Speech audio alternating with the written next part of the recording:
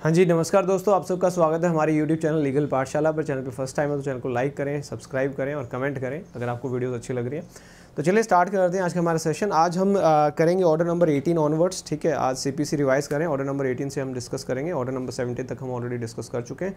इस वीडियो में order number 18 से लेके ऑर्डर नंबर 20A तक मैं आपको समझ करवाऊंगा। सेशन स्टार्ट करने से पहले आपको बताना चाहूँगा, आप लोग अनअकैडमी पे हरियाणा AD की टेस्ट सीरीज बाई कर सकते हैं।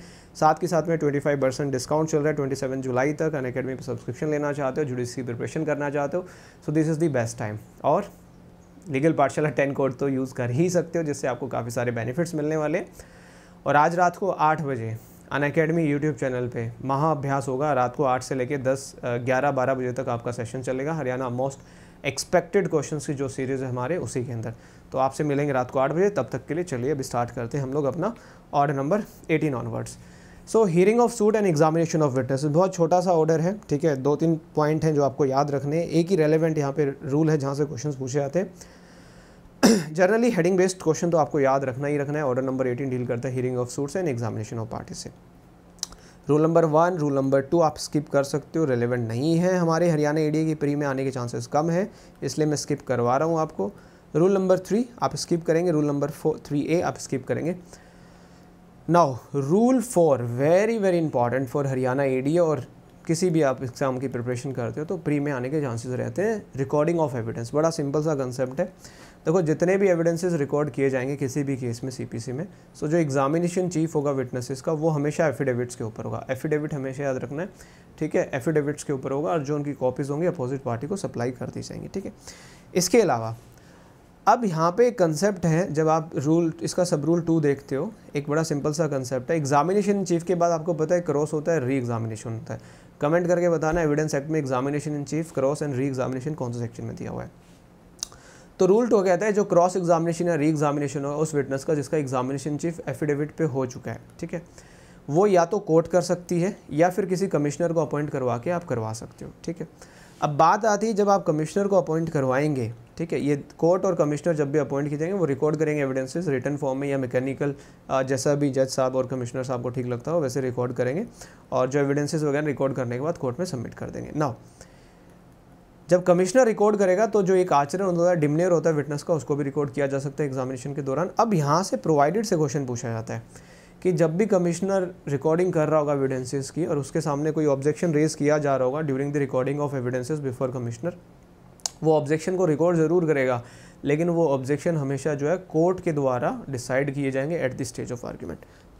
ये एक क्वेश्चन है जो प्री में आपसे पूछा जाता है कि जब भी कमिश्नर एविडेंस रिकॉर्ड कर रहा है, ठीक है, और रिकॉर्डिंग ऑफ एविडेंस के दौरान कोई ऑब्जेक्शन रेज कर देता है तो उस ऑब्जेक्शन को वो रिकॉर्ड करेगा, लिखेगा और उस ऑब्जेक्शन को डिसाइड किया जाएगा by the court at the stage of argument. ये प्री का क्वेश्चन है, इंपॉर्टेंट है, पूछा जाता है। ठीक है, दूसरा यहाँ से जो क्वेश्चन पूछा जाता है वो है सब रूल 5 से।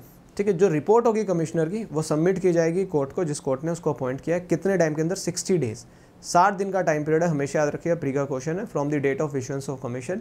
ठीक है, अनटिल एंड अनलेस कोर्ट कोई रीज़न देके उसको एक्सटेंड ना कर दे। थर्ड क्वेश्चन जो पूछा जाता है कि जो एक पैनल है कि कौन कौन से कमिश्नर का पैनल बनाना है, वो कौन बनाएगा। याद रखिएगा, हाई कोर्ट और डिस्ट्रिक्ट कोर्ट, और वर्ड लिखा हुआ, हाई कोर्ट और डिस्ट्रिक्ट कोर्ट जो है वो एक पैनल प्रिपेयर करेंगे कमिश्नर्स का, जो कि रिकॉर्ड करेंगे एविडेंसेस। आपने देखा भी होगा कोर्ट में, अगर आप प्रैक्टिस करने जाते हो तो एक वहाँ पे कमिश्नर साहब होते हैं, वो रिकॉर्ड करते हैं, गवाही वगैरह लिखते हैं वो। ठीक है, तो हाई कोर्ट और डिस्ट्रिक्ट कोर्ट ये डिसाइड कर सकते हैं। ठीक है, कितना पे किया जाएगा उसको अमाउंट एक कोर्ट डिसाइड करेगी, जनरल या स्पेशल ऑर्डर के द्वारा कोर्ट फिक्स कर देंगे अमाउंट ऑफ रेम्यूनरेशन जो भी सर्विस उसने प्रोवाइड की। ठीक है, सो ये आपका रूल 4 से जितने भी मैंने आपको बताए सारे के सारे रेलिवेंट हैं। रूल 4 के बाद डायरेक्टली आपको आना है रूल नंबर 11 के। ठीक है, रूल 11 जनरली हेडिंग बेस्ड आपको पढ़ना है। ठीक है, where any question put to a witness, witness को पूछा और वो कहते हैं ना ऑब्जेक्टेड माय लॉर्ड, ऑब्जेक्ट कर दिया गया बाय पार्टी या प्लीडर के द्वारा, तो कोर्ट जो है अलाउ कर सकते हैं सेम वही क्वेश्चन पुट किया जाए। बट जो जज साहब होंगे वो उस क्वेश्चन को लिखेंगे, क्या आंसर था वो भी लिखेंगे, ऑब्जेक्शंस क्या थे, और जिस भी व्यक्ति ने उसको ऑब्जेक्शन को रेज़ किया, ठीक है, क्या डिसीजन है कोर्ट का, वो सारी चीज़ें रिकॉर्ड करेंगे। Rule number 12 very very important for pre, ये याद रखना है आपको। 18 का rule number 12, demeanour of remark on demeanour of witnesses, same CRPC में भी पढ़ते हुए आप लोग, है ना। डिमन्योर ऑफ विटनेसेस, आचरण क्या रहा है किसी विटनेस का, जो कोर्ट है वो रिकॉर्ड कर सकती है। ठीक है, while that particular witness is under an examination, जो भी उसका व्यवहार रहा है उसको भी रिकॉर्ड किया जा सकता है। तो order number 18 rule number 12 very important, direct आपका जो प्रोविज़न बेस्ड क्वेश्चन आपसे पूछा जाता है। ठीक है, कमेंट करके बताना CRPC में कौन सा सेक्शन है। नाउ इसके बाद डायरेक्टली आपको पढ़ना है रूल नंबर 16। ठीक है, ये बड़ा इंपॉर्टेंट है, प्री में आता है कई बार, इसको बोलते हैं doctrine of examination de bene esse. Doctrine of examination de bene esse. Rule number 16 order number 18 जो है कोर्ट को पावर देता है कि वो किसी भी विटनेस को इमीडिएटली एग्जामिन करने की पावर रखती है। सो बस आपको हेडिंग बेस्ड याद रखना है। ठीक है, कोर्ट के पास पावर है, कोर्ट किसी भी विटनेस को इमीडिएटली एग्जामिन कर सकती है। ठीक है, रूल नंबर 17 अगेन प्री के लिए, ये आप CRPC में पढ़ते हो। कोर्ट के पास पावर है रिकॉल करने की और विटनेस को एग्जामिन करने की। किसी भी स्टेज के ऊपर कोर्ट है जिस किसी भी विटनेस को रिकॉल कर सकती है जो ऑलरेडी एग्जामिन हो चुका है। ठीक है, और कोई भी क्वेश्चन उससे पूछ सकती है। रूल नंबर 18 भी आपको प्री के लिए पढ़ना है। कोर्ट के पास अगेन पावर है कि इंस्पेक्शन कर सकती है किसी भी स्टेज के ऊपर जो सूट की प्रॉपर्टी या कोई भी थिंग है उसको कोर्ट जो इंस्पेक्ट कर सकती है। ठीक है, फॉर डिसाइडिंग द केस। तो रूल नंबर 18 भी प्री पॉइंट ऑफ व्यू से आपको एग्जाम में याद रखना है। इसके अलावा इस ऑर्डर नंबर 18 से कोई रेलेवेंट क्वेश्चन और नहीं बनता, यही मोटे मोटे क्वेश्चन हैं जो आपसे पूछे जा सकते हैं। Now come to order number 19 affidavits. कोई भी रेलेवेंट रूल नहीं है, हेडिंग बेस्ड क्वेश्चन आता है। एफिडेविट्स कहाँ दिए हुए हैं? 19 में दिए हुए हैं। ज़्यादा से ज़्यादा क्वेश्चन पूछा जा सकता है तो रूल नंबर 3 से पूछा जा सकता है कि matters to which affidavit shall be confined. Affidavit के अंदर जो मैटर्स होगा वो किस चीज़ से रिलेटेड होगा। यहाँ पे एक सिंपल सा कंसेप्ट है, इन्होंने कहा जो आपकी नॉलेज में होगा ना, जिसको आप अपनी नॉलेज से प्रूव कर सकते हो, वही चीज़ें आप अपने एफिडेविट में लिखोगे। उसके अलावा कोई भी स्टेटमेंट आप एफिडेविट में नहीं लिखने वाले हो। तो यही है जो प्री के लिए इंपॉर्टेंट है। ठीक है, नाउ 19 के बाद ऑर्डर नंबर 20 पे आइएगा। ऑर्डर 20 जजमेंट एंड डिग्री बहुत इंपॉर्टेंट है। ठीक है, ऑर्डर 20 की बात करें, जजमेंट एंड डिग्री, यहाँ से कुछ क्वेश्चंस आपसे पूछे जाते हैं। देखिए, पहला रूल नंबर 1 से ही पूछा जाता है कि जजमेंट कब प्रनाउंस की जाएगी। वैसे तो क्या होता है, जजमेंट जो है ओपन कोर्ट में प्रनाउंस की जाएगी और जितना जल्दी हो सके कोर्ट अपने हिसाब से प्रनाउंस कर सकती है। लेकिन इन्होंने कहा है where judgment is not pronounce at once. अगर कोर्ट जजमेंट प्रनाउंस नहीं करती है तो कोशिश की जाएगी कि जजमेंट आप प्रनाउंस करें विद इन 30 डेज। सो 30 दिन का टाइम पीरियड है from the hearing of the case. Case की हियरिंग कंक्लूड होगी, अब 30 दिन के अंदर अंदर आप प्रनाउंस कर दीजिए। अगर 30 दिन के अंदर प्रैक्टिकेबल नहीं है आपके लिए, आप प्रनाउंस नहीं कर सकते हो, तो मैक्सिमम 60 डेज़ के लिए आप जा सकते हो। ठीक है, 60 दिन के अंदर फिर आपको प्रनाउंस करनी ही करनी होगी। बस यही क्वेश्चन है जो आपसे पूछा जाएगा। एक तो ऑर्डर बेस्ड क्वेश्चन आपसे पूछा जाएगा, एक टाइम पीरियड आपसे पूछा जा सकता है। जनरली 30 डेज़, 30 डेज़ में प्रैक्टिकेबल नहीं है तो आप 60 डेज़ के अंदर आप जो है अनाउंस कर सकते हैं जजमेंट। ठीक है, नाउ अब यहाँ पे रूल नंबर 4 है। रूल नंबर 4 से क्वेश्चन आता है। देखो, स्मॉल कॉजेज कोर्ट्स की जो जजमेंट होगी, ठीक है, उनके अंदर ज़्यादा पॉइंट्स नहीं होंगे, सिर्फ पॉइंट्स ऑफ डिटर्मिनेशन और डिसीजन आप लिखेंगे। लेकिन अदर कोर्ट्स की जजमेंट्स जो होंगी उनके अंदर कंसाइज स्टेटमेंट होनी चाहिए, पॉइंट फॉर डिटर्मिनेशन होना चाहिए, डिसीजन होना चाहिए और रीजंस होना चाहिए। तो अगर कोर्ट ऑफ स्मॉल कॉजेज जो है डिसीजन पास कर रही है तो उसको रीजंस वगैरह लिखने की रिकॉर्ड करने की ज़रूरत नहीं है, सिर्फ जो डिटर्मिनेशन है, जो पॉइंट डिटरमाइन किए वो मेंशन कर दो और डिसीजन क्या है। बट अगर कोई और कोर्ट जजमेंट पास कर रही है तो उनको सारी चीज़ें डिटेल में लिखनी पड़ेगी, court other than the court of small causes. ठीक है भैया, तो ये बड़ा इंपॉर्टेंट है यहाँ पे। नेक्स्ट आइएगा, एक यहाँ पे रूल बेस्ड क्वेश्चन आपसे पूछा जाता है, that is from rule number 6 contents of decree. Pre के लिए हेडिंग बेस्ड क्वेश्चन याद रखना है। ठीक है, क्या क्या होगा, सूट का नाम होगा, पार्टीज का नाम होगा, वो सारी चीज़ें होंगी और यहाँ से कोई ज़्यादा रेलिवेंट सा नहीं है क्वेश्चन, यही क्वेश्चन है। नाउ रूल 6 है प्री के लिए। देखो, जजमेंट प्रनाउंस 30 दिन में, मैक्सिमम 60 दिन में। जजमेंट के बाद डिक्री आपकी बनती है, तो डिक्री कितने टाइम पे बनी जाएगी, तो यहाँ पे साफ साफ लिखा हुआ कि 15 दिन के अंदर from the date on which judgment pronounce होगी सॉरी। अब उसके 15 दिन के अंदर अंदर आप जो है डिक्री को बनाने की तैयारी करेंगे, बना देंगे। ठीक है, डिक्री आप बना देंगे बेसिकली 15 दिन के अंदर अंदर, ये आपको याद रखना है। ठीक है, अब यहाँ से कई बार ये क्वेश्चन आता है रूल नंबर 7 से। रूल नंबर 7 देखिए, डिक्री के ऊपर डेट कौन सी लिखी होगी। हमेशा याद रखिएगा, जो डिक्री के ऊपर डेट होती है वो होती है जब जजमेंट प्रनाउंस की गई है।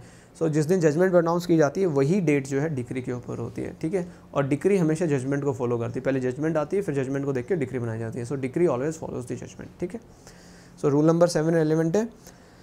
इसके बाद जनरली जो है ये, जैसे ये हेडिंग बेस्ड आता है, decree for recovery of immovable property heading, movable property heading. Rule number 11 very very important for pre. यहाँ से क्वेश्चन पूछा जाता है प्री में, मैंने भी जब प्रैक्टिस करवाई एडी के लिए क्वेश्चन वहाँ पे पूछा है। इसका जो सब रूल 2 है, यहाँ से क्वेश्चन पूछा जाता है। देखिए, जब भी आप कोई डिक्री पास कर रहे हो, जिस डिक्री के अंदर लिखा गया है कि पेमेंट करनी है इंस्टॉलमेंट्स के थ्रू, तो instalments without the permission of decree holder आप अलाउ नहीं कर सकते। देखिए, after passing of any such decree the court on the application, judgment later को एप्लीकेशन लगानी पड़ेगी। और ये जो वर्ड है with the consent of decree holder, ये प्री का क्वेश्चन है। डिक्री होल्डर की कंसेंट लेके आप इंस्टॉलमेंट्स में जो है अमाउंट पे करवा सकते हो। Without the consent of decree holder allowed नहीं किया जाएगा। एप्लीकेशन जजमेंट लेटर लगाएंगे, डिक्री होल्डर की कंसेंट लेनी पड़ेगी, उसके बाद ही आप पेमेंट को इंस्टॉलमेंट्स में करवा सकते हो। ठीक है। रूल 2L, हेडिंग करनी है आपको। इसके अंदर से कोई क्वेश्चन नहीं बनेगा, सिर्फ हेडिंग पढ़ते चलना। ये कुछ रूल्स हैं जो डायरेक्ट कई बार आपके प्रोविजन बेस्ड आ जाते हैं। जैसे ये वाला रूल है 12A, हेडिंग 13, हेडिंग 14, हेडिंग, इनकी हेडिंग पढ़नी, अंदर का कुछ भी मत पढ़ना, कोई रेलिवेंट नहीं है। डायरेक्टली पूछ लेते हैं डिक्री इन प्रिजम्पशन शूट कहाँ दिया हुआ है। ठीक है। 15 की हेडिंग पढ़नी है आपको, 16 मत पढ़ना, 16 नहीं आएगा। ठीक है। 17 भी मत पढ़ना, 17 से भी क्वेश्चन नहीं पूछा जाता है। ठीक है। 18 हेडिंग पढ़नी है आपको, decree in suit for partition of property और शेयर सेपरेट पोजीशन के बारे में। और 19 तो है ही फेवरेट। 19 का जो ये है यहाँ पे, ये जो अदरवाइज वर्ड लिखा हुआ है इक्विटेबल सेट ऑफ, आपको याद रखना है कि इक्विटेबल सेट ऑफ कहाँ दिया हुआ है। ठीक है। ऑर्डर नंबर 20 रूल नंबर 19 में इक्विटेबल सेट ऑफ की बात की गई है। बस यही यहाँ तक पढ़ना है, यही आपके एग्जाम में आने वाला है। नाउ बात करें लास्ट ऑर्डर 20 है इस वीडियो का। इसके बाद ऑर्डर 21 पे एक सेपरेट वीडियो आएगी, कोस्ट की बात करता है। सो कोस्ट के अंदर सिर्फ और सिर्फ आपको हेडिंग याद रखनी है। जैसे आपने सेक्शन 35A से लेके 35B तक पढ़ा था ना कोस्ट वाले रिलेटेड, ये उनके प्रोसीजर है, प्रोविज़न है कि कहाँ किस चीज़ के बारे में कोस्ट जो है इम्पोज की जाएगी और कैसे कैसे आप उसको ले सकते हैं। ठीक है। सो 20A ओनली हेडिंग बेस्ड आपको पढ़ना है। ठीक है। सो नेक्स्ट वीडियो जो है आपको जल्दी मिल जाएगी, जिसके अंदर ऑर्डर नंबर 21, पूरा ऑर्डर 21 एक वीडियो में मैं सम अप करने की कोशिश करूँगा। जो रेलेवेंट रूल्स हैं, ठीक है, वही आपको मैं पढ़ाऊँगा, क्योंकि काफ़ी सारे रूल्स हैं इसके अंदर, सारे तो नहीं पढ़ने। हरियाणा ईडी के लिए कुछ ही रूल्स हैं जो मोस्ट इंपॉर्टेंट रूल्स हैं। ठीक है। उन्हीं के साथ जाएंगे, बाकी के ऊपर थोड़ा ब्लंडर हम करेंगे। ठीक है। रिस्क लेंगे थोड़ा सा, क्योंकि टाइम कम है, और टू दी पॉइंट चलेंगे। जो मोस्ट इंपॉर्टेंट रूल है उन्हीं को हम कवर अप करेंगे नेक्स्ट वीडियो में। ठीक है। तो नेक्स्ट वीडियो आपको जल्दी मिल जाएगी। तब तक इस वीडियो को देखें, लाइक करें, शेयर करें, कमेंट करें। जो मैंने क्वेश्चंस पूछे उनके जवाब ज़रूर कमेंट में देना। ठीक है। तो रात को 8 बजे आज फिर हरियाणा ईडीए का जो है महाअभ्यास काइंड ऑफ सेशन है, most expected series of questions के अंदर। तो रात को 8 बजे ज़रूर आना है। और लीगल पाठशाला 10 कोड यूज़ करके आप अनअकैडमी पे सब्सक्रिप्शन ले सकते हो अगर आप जुडिशरी एग्जाम्स की प्रिपरेशन कर रहे हो। साथ के साथ आप अभी डिस्काउंट चल रहा है 25% का, 27 जुलाई तक ये डिस्काउंट अवेलेबल है। इसको भी आप अवेल कर सकते हो बाय यूजिंग लीगल पाठशाला 10 कोड। और ये तो है ही हरियाणा ईडी टेस्ट सीरीज़, इसको भी आप ज्वाइन कर सकते हो। और साथ के साथ में जो लीगल पाठशाला यूट्यूब चैनल है, इसको भी आप सब्सक्राइब कर सकते हो और लाइक कर सकते हो। नेक्स्ट वीडियो आपको जल्दी मिलेगी। बहुत मेहनत लगती है यार इन छोटी छोटी वीडियोज़ को बनाने में भी, क्योंकि हमें भी पढ़ना पड़ता है, एक बार ही पढ़ के फ़िल्टर आउट करना पड़ता है। ठीक है। और आप लाइक नहीं करोगे, सिर्फ देख के चले जाओगे, तो थोड़ा सा डीमोटिवेशन होता है। और यही रीज़न होता है कि वीडियो फिर जल्दी नहीं आ पाती हैं। तो वीडियोस को लाइक करोगे तो वीडियोस जल्दी आ पाएंगी, नहीं लाइक करोगे तो मन नहीं करता फिर बनाने का, फिर छोड़ यार क्यों बनाना, है ना। चलिए, बट होपफुली आप लोग लाइक करेंगे और मैं नेक्स्ट वीडियो जल्दी लाऊंगा। बाय, सी यू, मिलते हैं नेक्स्ट वीडियो में।